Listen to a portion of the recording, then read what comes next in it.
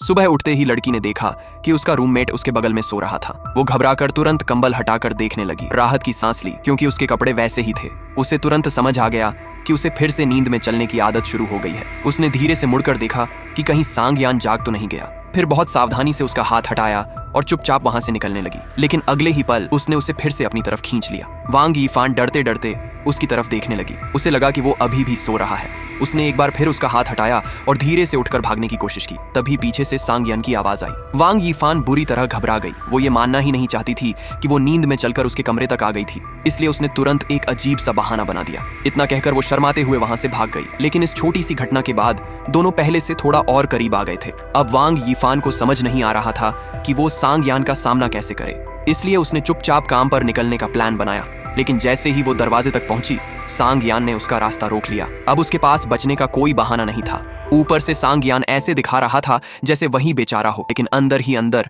वो बेहद खुश था। वांग यीफान ने जल्दी से समझाया कि वो उसे इग्नोर नहीं कर रही थी, बस काम के लिए लेट हो रही थी। फिर उसने बताया कि पिछली रात जो हुआ वो उसकी नींद में चलने की आदत की वजह से था और उस पर उसका कोई कंट्रोल नहीं था। ये सुनकर सांगयान जानबूझकर उसे छेड़ने लगा।